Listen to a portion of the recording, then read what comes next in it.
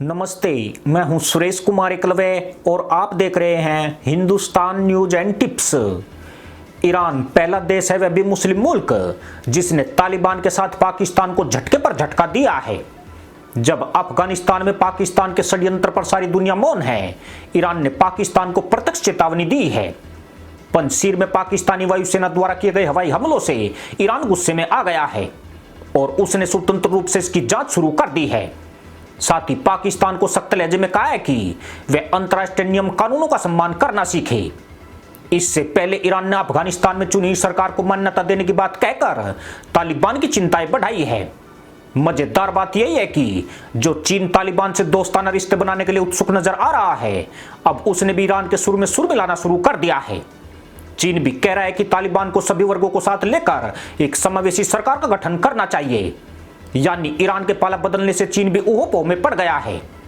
खुद ईरानी विदेश मंत्री ने चीन के विदेश मंत्री से इस मुद्दे पर बात की है, जिसके बाद अफगानिस्तान में पाकिस्तानी साजिश को एक बड़ा झटका लगा है। भारत उन देशों में शामिल है जिस पर अफगानिस्तान क्राइसिस का सबसे ज्यादा असर पड़ा है। पर पहले आपके चक्कर में भारत ने तालिबान सरकार को मान्यता पर चुप्पी साधे रखी है। दुनिया की खामोशी के बीच ईरान ने अपने इरादे जाहिर कर दिए हैं। ईरान का यह कदम अब भारत सहित उन देशों को ऊर्जा प्रदान करेगा जो तालिबान पर आंखें मूंद गए थे। यूं भी तालिबान से सबसे ज्यादा खतरा ईरान को है। अफगानिस्तान से अमेरिकी वापसी ईरान के लिए राहत और खुशी का मिश्रण साबित हुई है, मगर तालिबान का आगमन उसके लिए किसी भी दृष्टि से ठीक नहीं है। ईरान और चीन दोनों ऐसे देश हैं जिनको तालिबान से ज्यादा खतरा महसूस हो रहा है। तालिबान किसी भी दृष्टिकोण से विश्वसनीय नहीं है। तालिबान को खड़ा करने वाले पाकिस्तान को भी उस पर बिल्कुल भरोसा नहीं है। रविवार को क्वेटा में तहरीके तालिबान पाकिस्तान ने पाक की रैपिस्ट आर्मी के 4 जवानों को हुरों की खोज में भेजा है।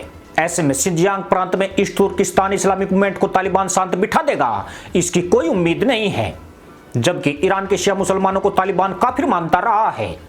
साथ ही साल 2011 में ईरान द्वारा अमेरिका की गई मदद से तालिबान सरकार का पतन भी मुसलमान आतंक में कांटे की तरह चुभ रहा है। इनमें कई ऐसे पश्तून नेता हैं जो ईरान को सबक सिखाना चाहते हैं। मजार शरीफ और पंजशीर के हजारों और ताजिक मुसलमानों के समर्थन में ईरान और तजाकिस्तान एकजुट हो रहे हैं। तजाकिस्तान में रूस का सैन्य बेस मौजूद है, जबकि रूस के ईरान और तजाकिस्तान के साथ बेहद मजबूत रिश्ते हैं। खुद रूस भी अब पाला बदलता हुआ दिख रहा है।